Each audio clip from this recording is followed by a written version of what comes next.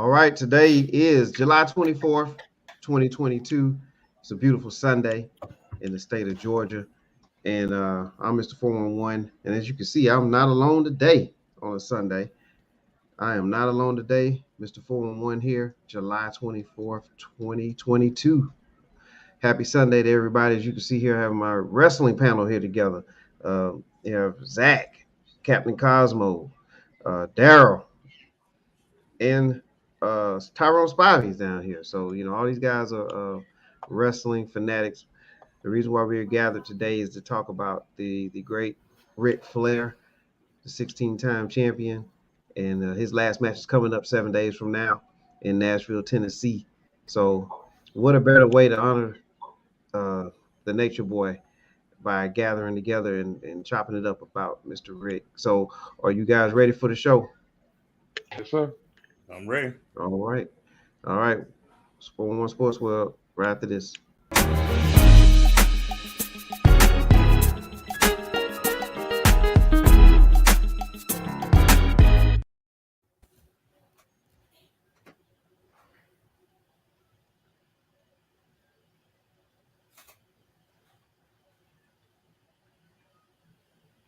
You're muted, Mr. 411.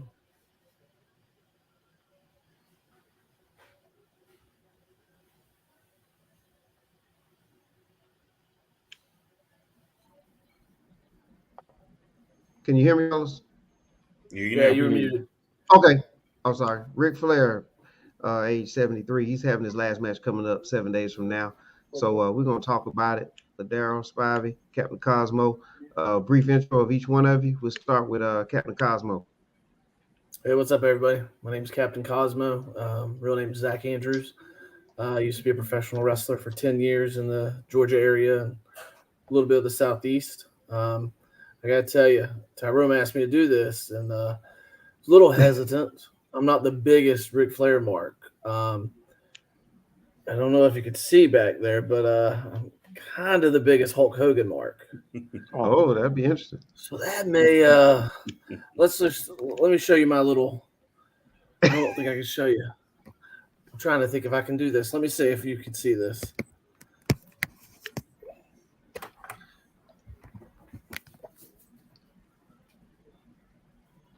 You able to see it? Oh, yeah. I see it. Hulk Hogan shrine.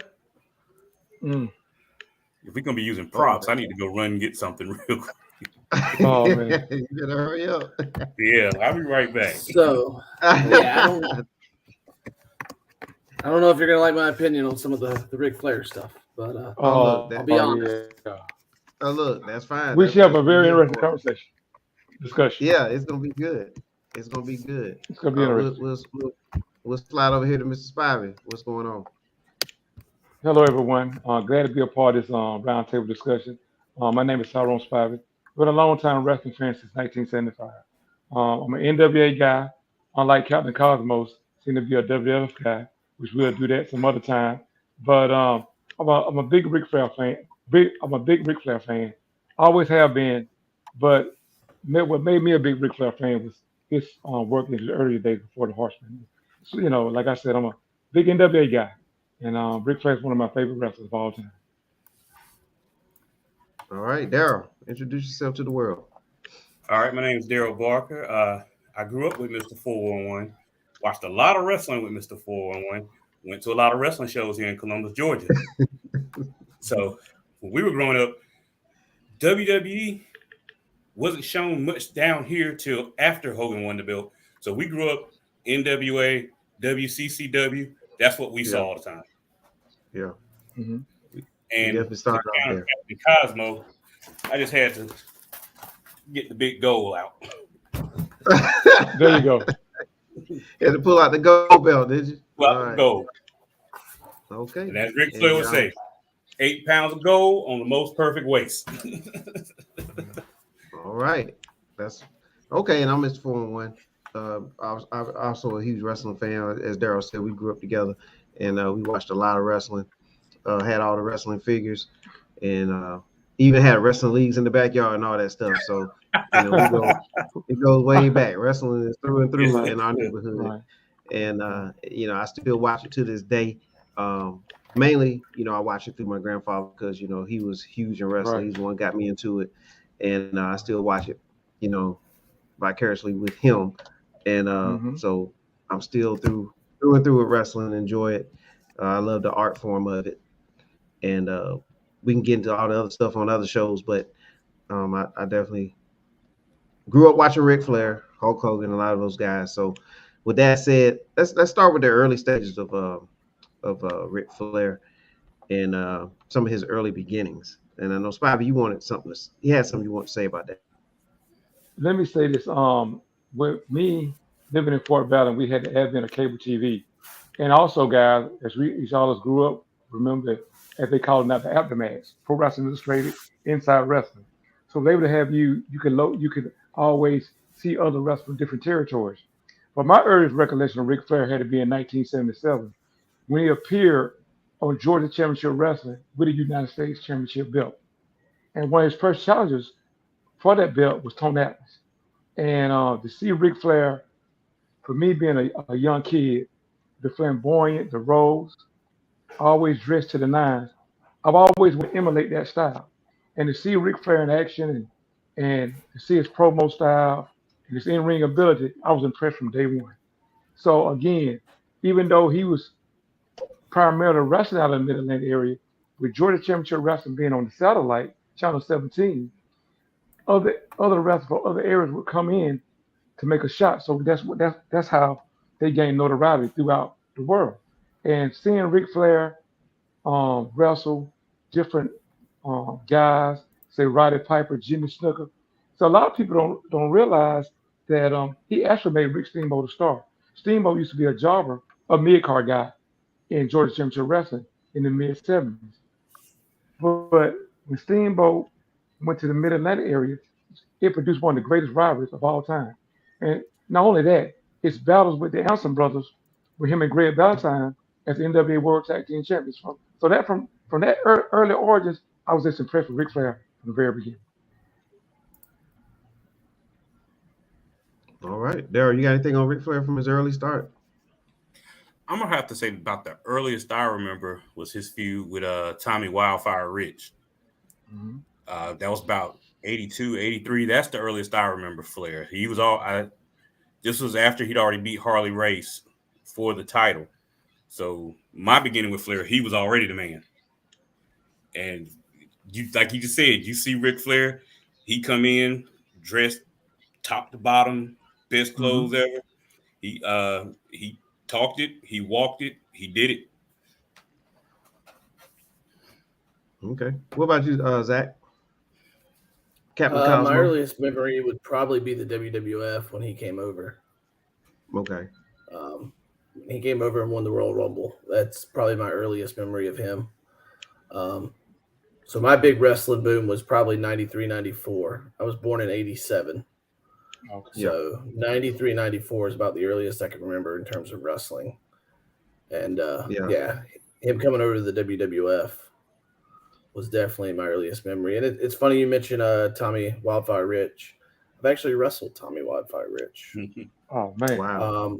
I had a 6-man tag match. It was supposed to be Tommy Wildfire and the Rock and Roll Express, and Ricky Morton no-showed.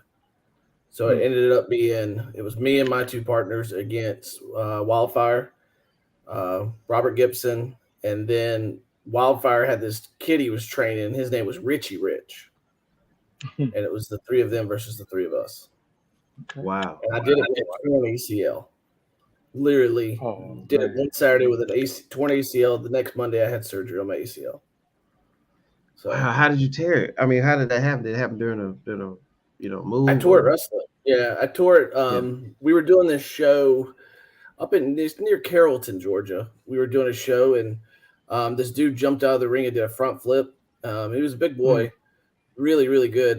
He did a front flip, and I called him. And when I called him, my knee buckled on the outside. And turns out I tore it a little bit then, but I didn't tear it completely.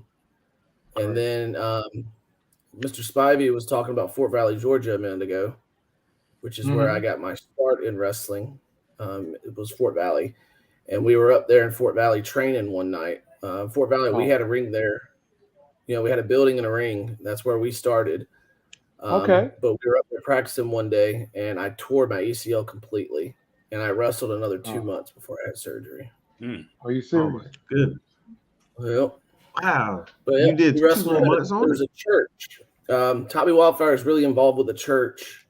I believe it's up near the Griffin area. But he put on a wrestling show one night and brought us in, and we Okay. wrestled him and Robert Gibson and some dude who was horrible named Richie Rich. Mm. Wow. Okay. Yeah, Well, he went man. around claiming to be Tommy's son, because Tommy trained him, but he was not good at all. Wow. Yeah, it Wow. was bad. That is But yeah, interesting stuff. Interesting stuff there, sir. And then also, like you mentioned about Flair switching over to WWE in that around that 92 range, and that was an interesting time too. And we'll touch on that in a little bit because there's something that we're going to discuss later that ties into that. But we're gonna slide back to Mid Atlantic.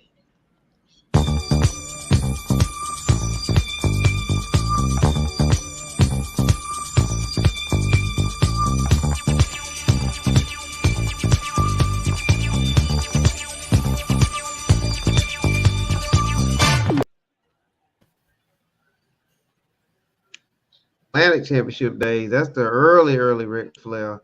Spivey, what you had on that? Well, as I was telling you earlier, a lot of people don't realize that Ric Flair, one of Ric Flair's favorite wrestling heroes, was Dusty Rhodes. Now, how I know this because of the documentary Ric Flair that WWE produced.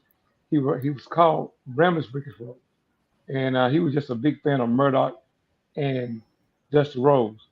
But if you saw some earlier pictures of Ric Flair, you wouldn't believe how big he was. He wasn't the slim cut guy that you saw later in years. But as you all know, he was in a plane crash along with Tim Woods and David Crockett. And after that plane crash, I guess sometimes when you go through injuries, you slim down. And so after that, um, he was involved with one of the greatest feuds with Wahoo McDaniel. And also, he's also involved with another feud with Black Jet Mulligan. If you guys Mhm. go back and look up, I think it was the Hat and the Road. It was one of the most intense feuds that the Mid Atlantic area ever had. And like I said, for me, if you see a young Ric Flair compared to his later years, they're a complete difference. And his Four Horsemen work is great, but I think Ric Flair's greatest work is when he was in the Mid Atlantic area and the years when he was an NWA champion before everything got consolidated. Because as you well know, the NWA champion traveled all over the world. It wasn't just one company. And if you go back and look at his feuds against Black Jack Mulligan, Roddy Piper, Jimmy Snooker, to me that defined Ric Flair to me as the true nature boy. Not the incarnation that you saw with the Horseman, but the one that I enjoyed the most was pre-Horseman. I mean, he was agile, he was young. Um, I wish we could do videos as we do this discussion, but for me, seeing Ric Flair at the top of his game, for me, it was just I was awestruck. Okay. I wish you could go back on YouTube and Google Ric Flair and Greg Valentine against the Anderson brothers. I guarantee you guys, you'll see Ric Flair in a totally different light. All right. Well, we'll all definitely take a look at that. Here's a picture of Ric Flair. Can you see this here, Bobby? Hmm. Early picture of Ric Flair. That's the You picture can see before the there. plane crash. Hmm. Yeah. All right. Before the plane crash, where he Hmm. broke his back, and so this Hmm. man's been a survivor. This gentleman right here. Speak on the guy that trained Ric Flair earlier on. Vern Gagne. Well, Yeah, Vern we all Gagne. know Vern. We all know Vern Gagne origins. Um, Olympic wrestler, founder of the AWA, and like you said, he actually the one that trained Ric Flair. He trained the Iron Sheik, Ken Patera, a host of others that came through Vern Gagne um, training camp. And they say if you could survive his camp, you can survive anything. And so, like I said, Vern Gagne, one of the greatest wrestlers ever, um, the founder of the AWA. And what can you say about Vern Gagne, one of the greats? Now, I wasn't a big AWA fan because the style was somewhat slow and methodical, but the history books don't lie. He was a very influential person in in the annals of wrestling, in the annals of wrestling history. They had a lot of stars in the AWA also. Hulk Hogan got his Right, start in the AWA. right. Mean Yeah, Gene, Jesse Ventura. yeah. Bobby A Heenan. lot. Bobby Hmm. Heenan, a lot of those guys started over in the AWA. Hmm. One of my favorite AWA wrestlers was Kurt Hennig, and we definitely Oh talk about yes. him one day. Right. Oh yes. But he was a good one too. We're gonna shift over to a little bit of well, a little bit of Rip Hawk and Ric Flair, just to show you a little bit of his early interview. So hang tight here. Some of his early promo work. Fans, let me remind you, Mid-Atlantic Championship Wrestling tomorrow, 3 p.m., Asheville, North Carolina, and Anderson, South Carolina, Thursday, August 1st. You're going to see Johnny Valentine, Tommy Sigler, Rip Hawk, Sonny King, and others. Spartanburg, South Carolina tonight, Johnny Valentine and Ivan Koloff against Paul Jones and Tiger Conway Jr., Tommy Sigler, Nelson Royal, and others. And, of course, this coming Monday night, right here at the Green Mill Memorial Auditorium, Sweet Hansen and Tiger Conway Jr. against you, Rip Hawk, and your partner, Ric Flair. Well, all I've got to say is that the people in Greenville know what happened. Swede, I don't know why you feel that you're so superior to everyone else. After all, look what I've done for you. I made you what you are today, and you went out and you tried to double-cross me. The people all know what a two-time and double-crosser this Swede is. So I had a new partner, Ric Flair. I tried to get Swede on our side. He wouldn't listen. So he had to wrestle Ric Flair. He was out to maim this man, Ric Flair. But Swede, I got you. And I got you pretty good, but not good enough. The next time, which is Monday night, you're going to get a lesson you'll never forget, and I'll guarantee that. And I got a man right here that's going to guarantee it. You know you got a man right here. You got Mr. Charisma, Mr. Excitement, Ric Flair, and you know who I got in my mind? I got the boy, Conway, with the funny-looking hairdo. Conway, you and I have been trading jive. We've been looking each other eye to eye, but now we're down to serious business, buddy. I got you. I'm going to leave you laying there. I'm going to leave you with an Excedrin headache, baby. Bleeding, messy, crying, begging for your mammy. Baby, you have just begun to find out what it's all about to tangle with the new Mid-Atlantic Tag Team Champions. Woo! Monday night at the Greenville Memorial Auditorium.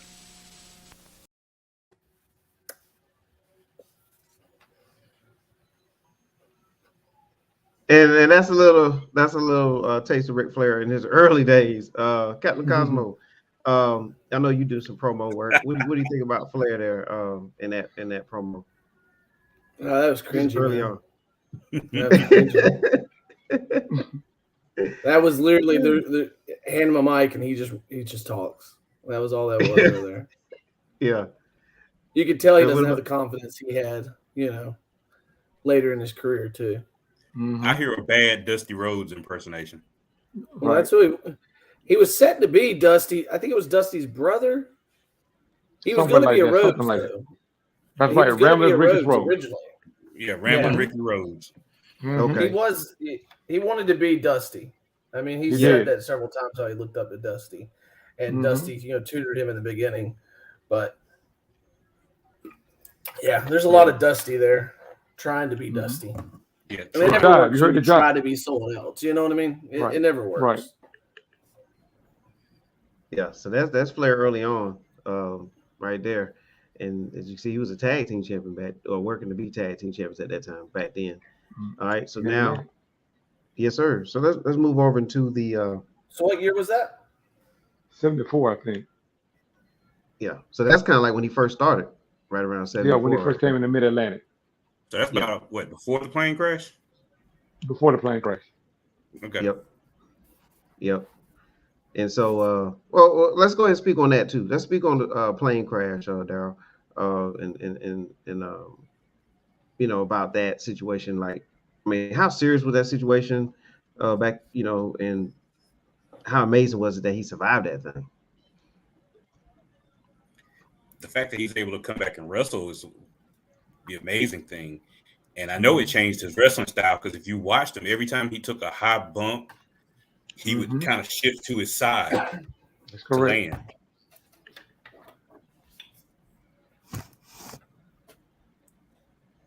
Yeah, and it's just amazing that he was able to survive that and keep it going all this time. But then he also wrestled in the NWA. Got a little jingle for that. Let hold on. Oh, Oh, we'll get you right back, Spivey. okay.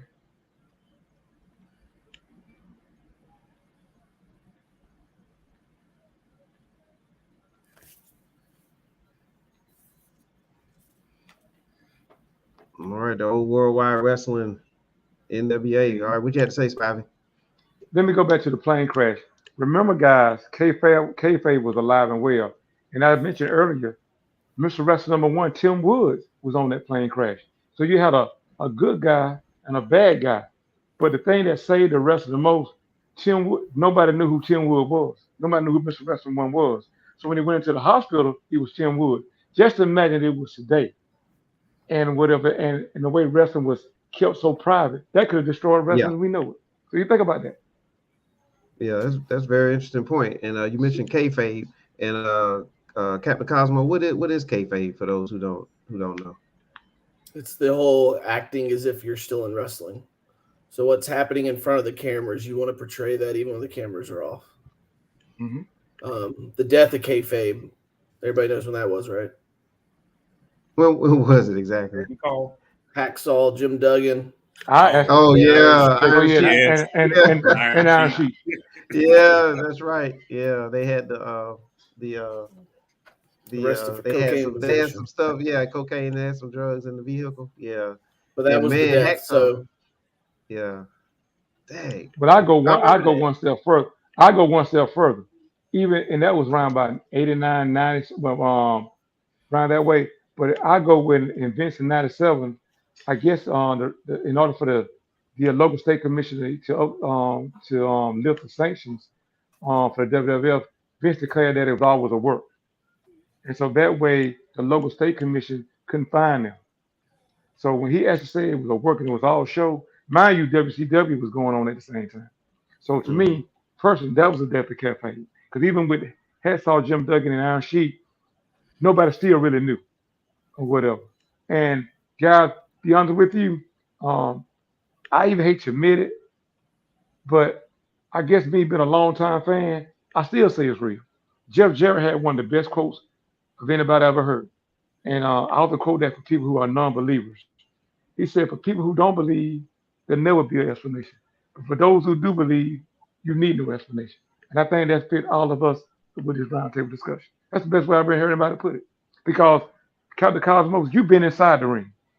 You know what it feels to get hit in the Hmm. bump. And you can't tell me that's not real. And I'll leave it at that. And Captain, I know you've had some serious injuries in your wrestling career. Exactly. So that's the realness of it. You know what I mean? Of some serious injuries that you take. But yeah, that kayfabe part, yeah, that's if, for those who want to think about Undertaker. He tried to make sure he was the Undertaker in the airport and other places. And so yeah. But man, I remember we talked about that one when Iron Sheik and Hacksaw, because they were Yeah. going at it every week. Until we read that in the Columbus Legend Choir. But yeah, so yeah, that's the kayfabe part. But yeah, but going to Ric Flair in the NWA, he was champion there. But also they formed a group called the Four Horsemen. Um, is it? Let's just go ahead and throw the Four Horsemen out there and talk about that. So how did that all begin? And anybody can jump in on that. Um, I'd like to start off, if you don't mind. Sure. But for me, the early origin of Four Horsemen, was by chance. It all started September, I forgot what date, 1985 in the Omni, when the Horsemen, as you all remember, broke Dusty Rhodes' leg in 1985. And remember, the Tully Blanchard and the Ants were all teaming up in six-man tag team match against Maltier, Manny Fernandez, and Dusty Rhodes. Mind you, at some point, Ric Flair was also battling Tully Blanchard. But once they broke Dust's leg, and the common denominator was Dusty Rhodes, because Dusty Rhodes was not only fighting Tully Blanchard, but also was fighting the Anderson.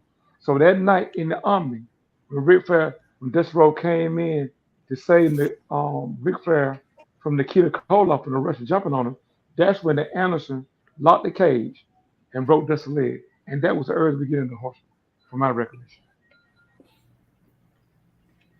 Yeah, and I remember that match. I remember some of that cage match, like They like how they they had a turned. like they had a riot, and they also like they had a riot in Omni that night. Yep.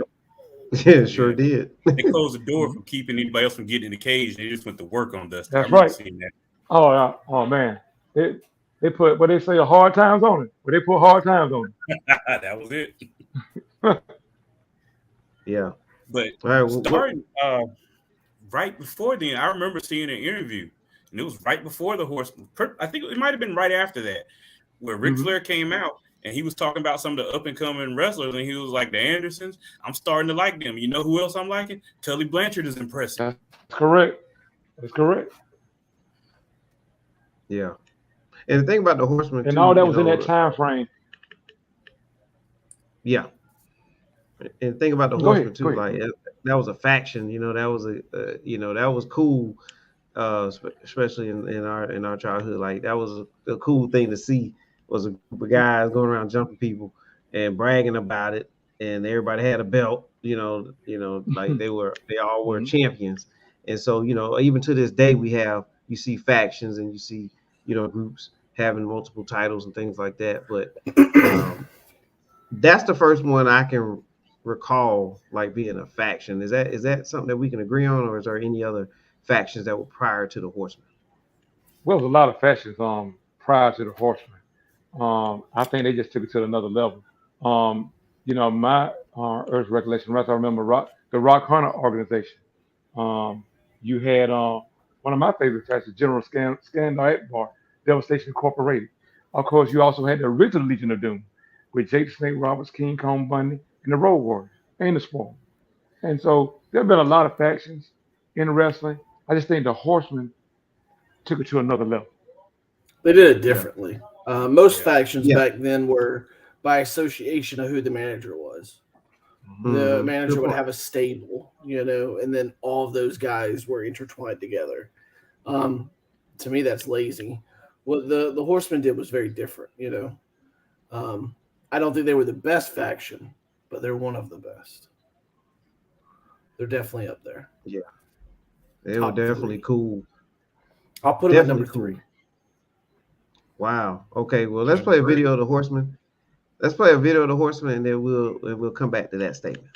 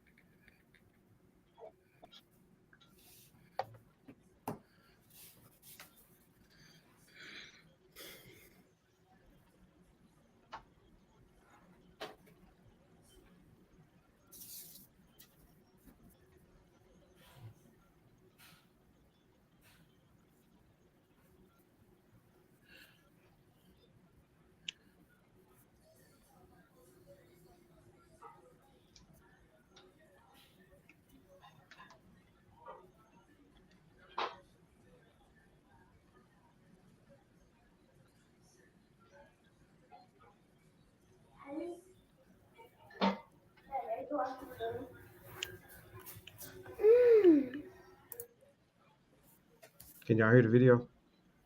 I can't hear it, but I can tell you when this promo was taken. Yeah. Can y'all hear it though? I can't hear it. I'm not hearing it.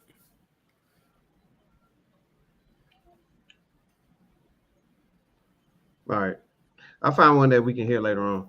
I thought you guys could hear it, but you can see there was a lot of trash talking going on, and basically they're boasting and bragging about what they were going to do. This one in particular was about Arn Anderson saying that it was time for him to get some gold because Flair had gold, etc. So they were bragging about what they're going to do. But as you can see, look like a confident group of guys. As you stated earlier, Zach, about Flair earlier on with the Rip Hawk video, and now that Ric Flair. Um, Definitely two different Flairs by that time. And you can also see the earlier, and in that video, that was right after Starcade '86, and what was going on. You could see the early dissension between the Horsemen and Ole Anderson. That's when they lost against the Rock and Roll Express in Starcade 6 in the cage. And that's why Arn in the video was saying that everybody has a better self him. And so he's gonna take it upon himself to restore the Anderson name. You see the earliest origins of the split of the first incarnation of the horseman in that particular promo. All right. So Zach said that he has the Horseman in his top 3 all time. Is that correct? Top 3. Top 3.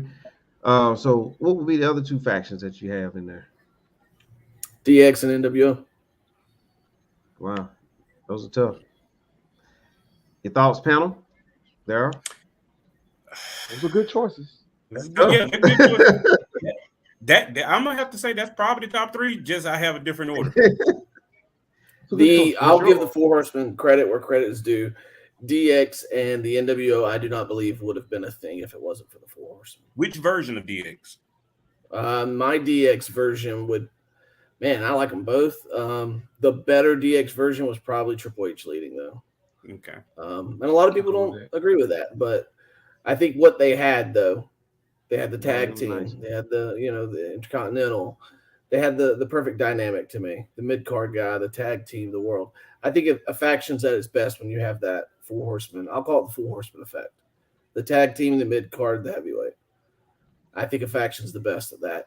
I think the first incarnation of DX is more of a tag team than it is an actual faction, if I may say so. But didn't they had 2 belts? Wasn't Triple H like the European champion? Well, Shawn was the European and the world initially, and then he had to give up the European, and they put him and Triple H in a match against each other. And a lot of people don't remember this, but that was the first laydown. So everybody hates on the finger poke of doom, but Triple H. Oh my God! Shawn did it. I didn't want to talk. I didn't want to talk about that. I don't want to talk about the finger poke of doom. Oh man. I found the finger poke of doom very entertaining. I laughed every time I saw that because I mean, it was just entertaining to me. Yeah, I don't look at it the same way everyone I else never does. liked I don't Kevin. think it was the death. Yeah. I never liked Kevin Nash, and that made me hate him even more. I leave it like that. I just think Kevin Nash was just a piece of junk in the ring, overrated and everything. That'll be for another discussion at another time. Cause I don't want to say hate, but he's not one of my favorite wrestlers. I can tell you that. And I'll leave it at that. He was overrated. All right. Well, we talked about the factions there, and man, that's a tough one there because the DX, they were so cool. I really didn't even think of them as a faction, but they really were. And then the NWO obviously when they changed the game in the war era back then when you had the war between WWE and WCW. So yeah, those are some tough ones there. But we will say that it did come from the origin of the Horsemen. To kind of get that going. The NWO destroyed the Horsemen. That put the end to the Horsemen as we knew it. You're right. You're right. You know that War Games. You're right. Yeah. And then, with the Horsemen, and then obviously with NWO too, to me, it got out of hand to a degree. Me, I like the Horsemen when it's Flair, Tully, Arn, that version of the Horseman with Ole. But then there was all kind of other ones when they had Barry Windham, and then they had they kept adding other guys to the Horseman. Now you want to know the greatest thing about the I think what's that? Oh, go ahead. The fact that it could not be more than 4 people. Yeah, that's a good point. I mean, literally, NWO got watered down. I like that. DX I'm glad you said that. I mean, I'm glad you said that because, as you know, oh yes, I say this about the Four Horsemen. It's nothing like the original Four Horsemen. Ole, Arn, Tully, and Rick. But the greatest incarnation of the Four Horsemen is when they added Barry Windham. They added Barry Windham, and he turned. He became just like his father, Blackjack Mulligan, but only different. He was more athletic. I think when they went to another level, and to me, for a period of time, I think Barry was the best wrestler in the game. Wyndham was, if you go back and look at his Starcade 88 match against Bam Bam Bigelow, and even his Shot Time Rumble match against Lex Luger. I just think Wyndham was, in my heart, he should have been NWA World Champion because Barry had went to another level. But and that's the beauty, and that's To the me, beauty of that's the the greatest. Horseman. That's the beauty of the Horseman. Right. And that's when they had all the belts because Barry had the Yes. U.S. title. The U.S. title. Arn Right. and Tully had the tag team titles, and Rick had the world World title. Tag Team. Yeah. I think when they added Barry, to me, for his in wrestling activity, that was the best incarnation of the Horseman. Now, nothing like the original, but you add a talent like Barry Windham, to me, they took him out the stratosphere. Oh yeah. But yeah, so that's great, man. The Horseman, that was a great thing. It was a cool thing. That was the best thing and- version. Yeah. But now we're gonna get back on to Ric Flair himself. Gentlemen, what made But guys, oh go ahead, guys, let me ask you something. I know Captain Cosmos. Right. And let me add one point.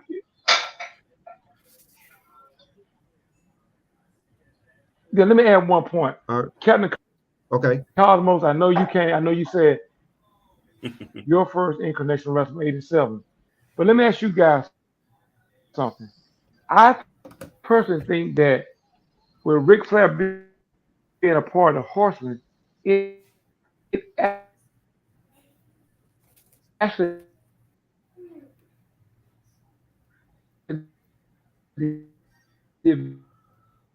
value him as a champion versus when he was in the territory. How do you guys feel about that point? The fear. Now I love the Horseman, but how do you guys feel about that? Go ahead, Darryl. I was breaking up. I couldn't quite catch everything he said. I know I heard him talking about when he was with the territories. Could you repeat it? Okay. Spivey, your question was breaking up. Could you hear me again? Log in, log out. Yeah. Okay. Yeah. Go ahead. Hear me Answer it again real quick for us.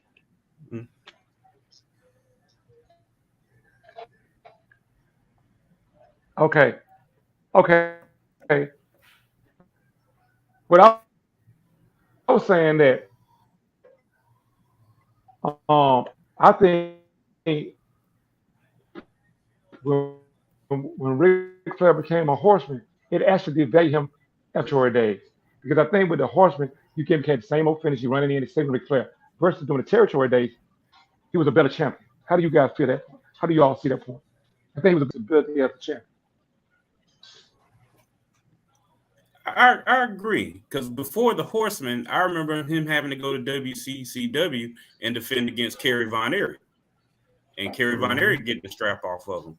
I remember him going to Mid-South and having to defend against Jerry Lawler. When you didn't see that when he was with the Horseman, and like you said, every time Flair was in trouble, Horseman run in and save him. So I definitely agree. He was a more well-rounded wrestler and champion before the Horseman. With the Horseman, that was just something to keep the belt on Flair until somebody else could come along, and then we get a transitional champion. Captain Cosmo, does the fact like the Horseman jumping in and saving Flair, things like that, is that like, do you think what is that by design in wrestling? Like, It's heat. What is the purpose behind that? It's heat to get them over, make them bad guys, make people hate them, make people show up the next week. The difference in the Ric Flair is the champ and territory and him having the full Horseman is usually when you're a territory champion, there's not many stories there. You come into the town, you spend a month there to build up the babyface, to get the babyface the title shot. You either beat the babyface or you lose, and then you leave. Compared to when he was on Mid-Atlantic, or what was it, Crockett? I think it was Crockett, where it was a weekly episodic TV. There were stories. Territory, there's not really many stories that last long. You know, you're not going to build up a full Horseman group in a territory when he's just going to leave it in a month to go defend the title elsewhere. So, but that was the beauty of but that was the beauty of the NWA, because who knows who win the title? You build up your baby face or your bad guy, Oh well, back then your babyface. He challenged the champion. You take Tommy Rich. Tommy Rich took on Harlan Race for years, and he was built up on Channel 17. And as you know, for that 1 week in 1981, when they defeated Harlan Race in Augusta, it just, and that's what the champion is made to do. It's made to make your babyface look good. And when he travels around territory, you build your babyface up. So when you come back in, there's always that hope of that particular babyface being the champion. That was a beauty of wrestling in our era. Like the WWF. So I leave that alone. I'm getting off the subject at hand today. Tyrone know how I feel about Vince McMahon. All right. Well, we gonna stay with Flair for now, and let's jump into what we all think makes Ric Flair great. Um, and I'm just gonna throw that out there. You guys can throw in, some things about Flair that you think makes him who he is.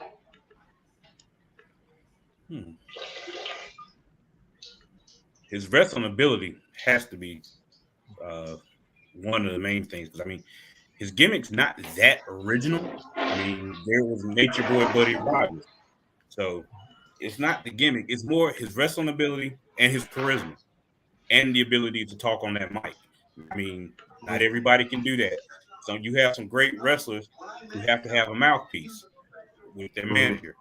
Ric Flair didn't need a mouthpiece. He's his own mouthpiece. And as we saw, that took time to develop. He had to get away from the Dusty Rhodes impersonation to just being Ric Flair. And I remember on that documentary that they did for WWE, Ric Flair said it. If he said he was in a private jet, Crockett would spend that money to get that jet for him. He had to, that's the kayfabe. He had to live that lifestyle. So part of that was what it was, and his wrestling ability. Ric Flair can make some terrible wrestlers, Lex Luger, look good. Okay, yeah, and I also go ahead and throw in there that Flair's, just the character that he, lived out. You know what I'm saying? That really was entertaining. You know what I'm saying? It was the talk of the town, like, or you have everything going like this, and then all of a sudden Ric Flair starts talking and doing his thing, and then all of a sudden it's just a whole nother energy in the building. And he definitely bragged enough to where you either wanted to see him win, you loved him and wanted to see him win, or you want the baby face to shut him up and knock him down. You know what I mean? So I think Flair mastered getting that type of energy in the building. What say you, Zach? I just don't want the phone. Woo! Oh, you got to unmute, Zach. Nothing else matters besides his ability to talk. He could have sucked in the ring and it would have mattered. Yeah. I mean, the best talker, it does it all. Yeah, he definitely sold it. And then we got a future wrestling. We got a young wrestling fan back there. No, he's going to be a wrestler, he says. He's already dressed for it. Right? Yeah, you ready? He's ready. All you got to do How is you have the doing? All right. But yeah, Spivey, the next question is across the bottom. What made Ric Flair great? So what made him great to you, in your opinion?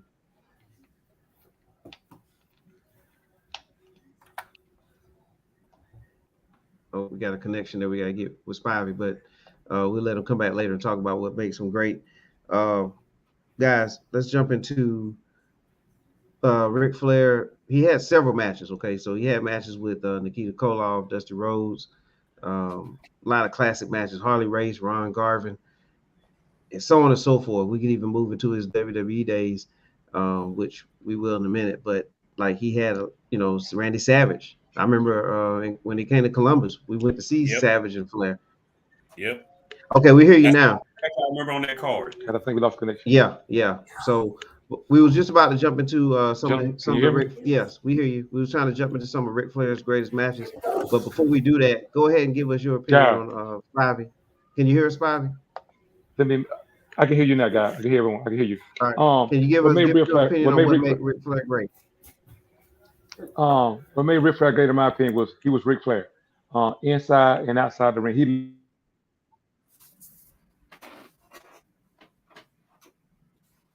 just gimmick, and he could adapt to any style. As Darren, you all Garvin, Justin Rose, Jack Briscoe, he could wrestle any style, anytime. And to me, that's the mark of a great wrestler. So for me, that what made Ric Flair a great wrestler. Yeah.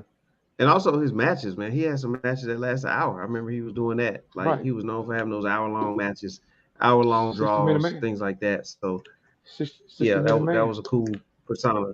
Yeah. Another cool gimmick, that you wrestled a long time. So yeah. Some let's get into well, let's do this before we get to dream matches. Let's talk a little bit about his WWE E/WWF days when he switched over, and he brought the belt with him, that gold belt. There, do you still have it in front of you? He came over, and the gimmick then was the real world's Real champion, world champion. Which and he it came is. over with that belt. He came over with that belt, and so we'll start with Captain Cosmo. What's your thoughts on that when Flair came over to the WWF?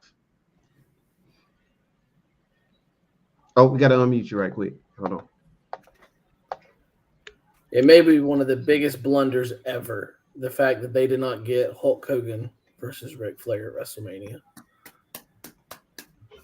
How agree, that does 100%. not happen blows my mind. Yep. Champion versus And then champion. it was We'll get it. wasted. And then it was wasted and it was rushed in WCW. I agree. Amen. Amen. On both points. Amen on both points, because we can go ahead and tie this into some of our dream match that we all want to have with Rick, each one of us want to have. Well, one of the dream matches that I always wanted to have, and it was always one of the great debates growing up, was Hulk Hogan when he was in his prime in WWF, and Ric Hmm. Flair when he was in his prime in the NWA. What would happen if those two went at it? And that was the match that we always wanted to see. And in the early 90s, when Flair switched over, they both were still, even though they wasn't in their like 80s best, they still were there. And it was an opportunity to have that match. And like you said, WrestleMania, I mean, I don't know how they missed this one. And I'm kind of shocked they did, but that was the match. And here's a picture of that. What I wanted to see really bad was that match right there. That Hulk Hogan right there against that Ric Flair. I mean, that was set up to be gold. So I don't know That how would have that probably happened. been one of the biggest WrestleMania draws in the history of WrestleMania if they could have pulled that off. And they Yeah. did have a few matches in '91, but as you all Yeah. said, it wasn't promoted as well. I think at that time, if you go back and look at WrestleMania in Indiana, I think that was getting close to the Hogan steroid trial. So a lot of that had to do with that. Mm. I mean, how could they have pulled this off? Because in that when this WrestleMania was, I think maybe it was Flair and Savage or somebody like that, and then Sid Vicious and Hulk Hogan. That's the one in Indianapolis. And that, yeah, exactly. Wasn't that the main event, like a co-main event? It was Sid It Vicious and was. Hogan, It was. It was. and then Flair and Savage or something It along was. those lines. It was. Yeah. And you know the reason why Flair left WCW, because him and Jim Herd had a contract dispute. And so remember, when you were the NWA champion, Flair still had a $25,000 deposit. He told her the only way you get the belt back if you give him my deposit. And so that's why he was able to take the NWA title to the WWF. And as you remember, when Bill Watts took over WCW, they was able to get the belt back because they gave Flair his $25,000 deposit back. Wow, that's good. I didn't know that. That's very good. Are there any other dream matches that you all Okay. want to see Ric Flair match up against? I'm gonna go with the one that we thought we were gonna get, but we didn't because of an accident. Ric Flair Magnum TA. Oh, yeah, that was great. Oh yes. That's the Oh one we yes. wanted when we were kids, TJ. You know. Yeah, That's that would Oh have been yeah. great. Oh yeah. Yeah, Oh yeah. that would have been great. That actually I think was supposed to be the main event at Starrcade It 86. was. Right before the car crash in October of '86. Yeah, that would I have mean, been tremendous. they were building. We just got a great I Quit match from Tubby Mm. and Magnum. Magnum. The Then you previous had year. Magnum and Nikita. Yeah. that rivalry was still pretty hot, and it was supposed to go straight in with Ric Flair. And I'm quite sure they would have gave Magnum a run with the belt because I mean he was on fire. It was. He was on fire. Wow. But Yeah. that's the dream match I felt I always wanted, never could have got. And it's not because of a blunder; it's just because of a car accident, unfortunately. Unforeseen occurrences. Yep. Yep. So back to the Flair Hogan, Captain Cosmo. How do you think they should have pulled that off? You would have built to it, but I assume that it's the same reason we never got Austin and Hogan. I'm sure egos got in the way of business. And I'm sure you could Google it and figure it out for sure. But if I had to bet, I've never read the story on it, but if I had to bet, I'm sure one of them did not want to lose. My money would be on Hogan. Yeah, sure. There's a reason why Hogan's the greatest of all time. Oh no! Oh no! Oh no! No! Oh Protected no! himself. No! Hey, well, guess what? That's going to be our next discussion point. So what we're going to do is take a short break, and then we're going to come right back on that topic because we want to discuss. Because a lot of people do believe Ric Flair is the greatest of all time, and there's going to be people that also think that. There's other wrestlers like Bruno Sammartino, Hulk Hogan, that can go into that category. So we're going to come back and we're going to break that down. And then we're going to talk about Ric Flair's upcoming match, which will be his last match, which will be on next Sunday. So, guys, I just want you to hang in there and we're going to come back and finish up with those two topics. You good with that? All right. Yeah. Yes, sir. All right. All right, we'll be back for part 2.